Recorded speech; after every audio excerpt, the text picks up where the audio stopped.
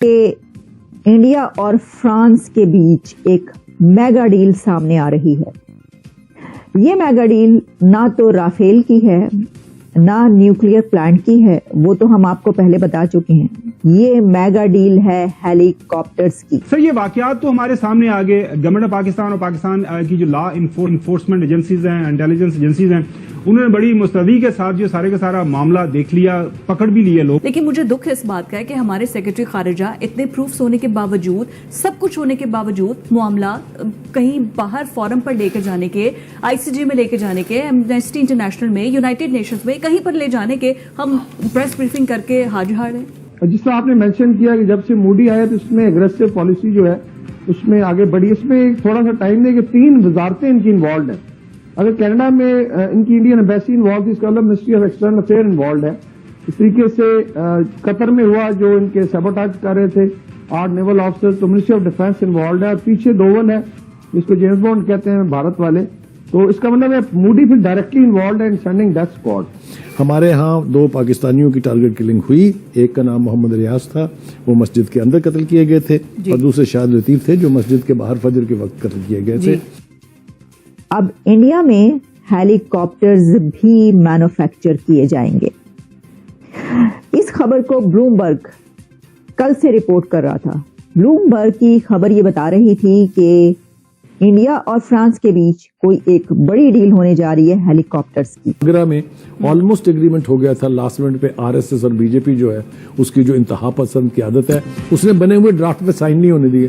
फिर उसके बाद आप चले जाए नेपाल खटमंडो में जो सार्क की कॉन्फ्रेंस हुई थी, उसमें किस तरह आगे आगे वाजपेयी साहब थे और पीछे पीछे मुशर्रफ साहब भाग रहे थे। तो ये मुज़ाकरत करने में ना कभी संजीदा रहे हैं, ना ये कभी संजीदा हो सकते हैं। मुशर्रफ साहब के टाइम पे तो लग रहा था कि कश्मीर वाला मसला भी हल हो जाएगा, हम इतने करीब थे, लेकिन नहीं हो सका। सर, ये तो चले डिप्लोमेटिक बातें नहीं, वो तो अपनी टीम को पाकिस्तान खेलने के लिए नहीं आने देते। एशिया कप में देखें कैसे। देखिए, क्या कह सकता हूँ मैं, ऐसे लोगों पे सिर्फ हम लोग हंस सकते हैं।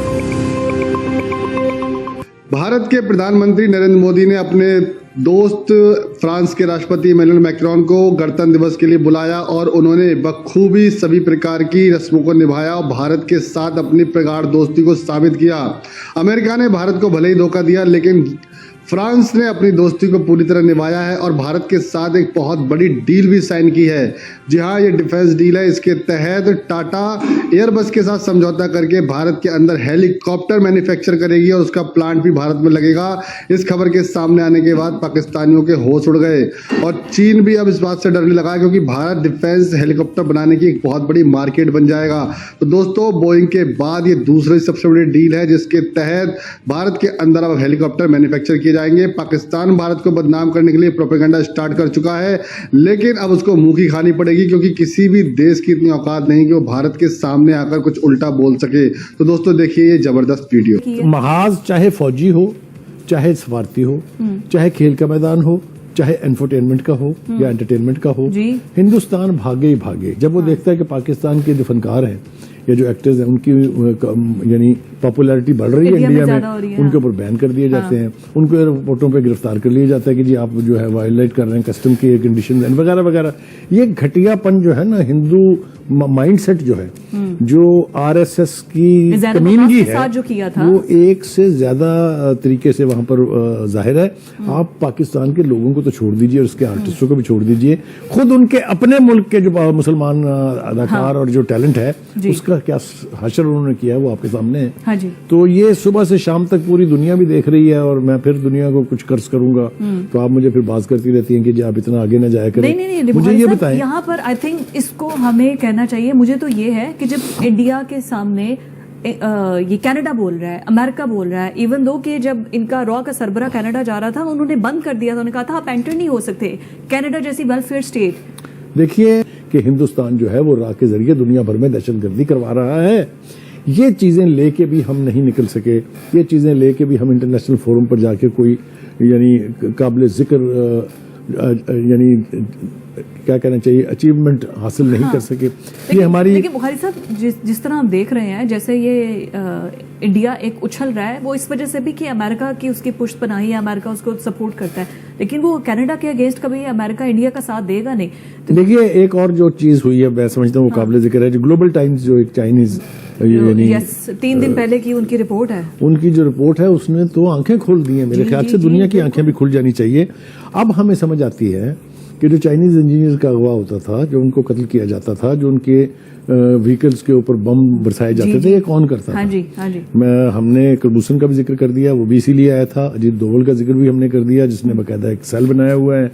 तो ये सब कुछ अब दुनिया को दिखाने की जरूरत है। वैसे तो वो आंखें बंद करके बैठे हुए हैं, लेकिन हमें जाके एक दफा उनका दरवाजा तो खटखटाना चाहिए। यही तो बात है कि हम अगर इतनी जिंदा कौमें हैं तो हमारा बड़ा जरूरी है कि हम इसको लेकर, बल्कि इंटरनेशनल कोर्ट ऑफ जस्टिस में भी कुलभूषण वाले मामले पर इंडिया गया है, हम लोग तो गए नहीं। करेक्ट। और ग्लोबल टाइम्स ने यहां तक कह दिया है कि हिंदुस्तान कोशिश कर रहा है कि इस तरह की वारदातें करके यहां पर पाकिस्तान को वापस FATF की ग्रे लिस्ट में डाला जाए। इंडिया और फ्रांस के बीच एक मेगा डील सामने आ रही है। ये मेगा डील ना तो राफेल की है, ना न्यूक्लियर प्लांट की है, वो तो हम आपको पहले बता चुके हैं। ये मेगा डील है हेलीकॉप्टर्स की। अब इंडिया में हेलीकॉप्टर्स भी मैन्युफैक्चर किए जाएंगे। इस खबर को ब्लूमबर्ग कल से रिपोर्ट कर रहा था। ब्लूमबर्ग की खबर ये बता रही थी कि इंडिया और फ्रांस के बीच कोई एक बड़ी डील होने जा रही है हेलीकॉप्टर्स की। तो Airbus and Tata group to jointly manufacture H-130 helicopters in India. अब ये फैसला किया गया है कि हेलीकॉप्टर्स इंडिया में मैन्युफैक्चर किए जाएंगे। देखिए वो क्या चीज है कि जो अब इंडिया में मैन्युफैक्चर नहीं हो रही या नहीं होगी, लेकिन उसमें अब हमें ये पता चल रहा है कि प्रेसिडेंट मैक्रोन के इंडिया के रिपब्लिक डे के मौके पर ये चीज संभाल के रखी गई थी कि इस दिन ये वाली डील जो है फाइनल की जाएगी। इसमें ये बताया जा रहा है in a major boost to India's aerospace ambitions, Airbus and the Tata Group have joined forces to manufacture helicopters in the country. तो बहुत अच्छी बात, मेरा ख्याल है इसके ऊपर मुबारकबाद देनी चाहिए। और ये एक ऐसी कमाल की डील की है कि जिसमें हम देख रहे हैं कि जहां दुनिया में इससे पहले बोइंग से जो एग्रीमेंट्स हुए हैं इंडिया के, उसके ऊपर ही सब हैरान थे और बोइंग के एग्रीमेंट ही इतने बड़े थे। तो अब ये वाली डील सामने आ रही है कि एयरबस से भी टाटा की ये डील हो गई है। And this landmark deal will see the production of both the H-125 single engine helicopter for commercial use and the popular H-130 helicopter, जो कि VIP ट्रांसपोर्ट, मेडिकल इमरजेंसीज और के एयरबस कोई भी एक स्ट्रेटेजिक फुट होल्ड है एक fast growing economy में, इंडियन मार्केट में, इतनी बड़ी मार्केट में उसको जो है वो जगह मिल रही है, ये भी कोई कम बात नहीं है। और उसमें and creates a valuable partnership that could pave the way for future collaborations in aviation sector. अच्छा, अगर आप ये कहेंगे कि सिर्फ यही वाली मेगा डील तो है ये वाली कि जिसके ऊपर ही बात की जाए, लेकिन इसके अलावा भी कुछ सिर्फ यही नहीं हुआ, बल्कि प्रेसिडेंट मैक्रोन के विजिट के दौरान जो हमने आपको राफेल और न्यूक्लियर प्लांट्स की डील्स के बारे में और एग्रीमेंट्स होने जा रहे हैं ये बताया था कि उनकी भी बातचीत चल रही है, वो भी ऑन कार्ड्स हैं। इस मेगा डील के अलावा भी बहुत से अनाउंसमेंट सामने आ रही हैं, जिसमें बताया जा रहा है कि France aims to have 30,000 Indian students in its universities by 2030। 2030 तक फ्रांस अपनी यूनिवर्सिटीज में 30,000 इंडियन स्टूडेंट्स की जगह बनाएगा, वहां पर उनको दाखिले मिलेंगे, उनको जगह मिलेगी। और यही नहीं बल्कि प्रेसिडेंट मैक्रोन ने इंडिया का शुक्रिया अदा किया है, इंडिया को थैंक यू बोला है, थैंक्स टू इंडिया।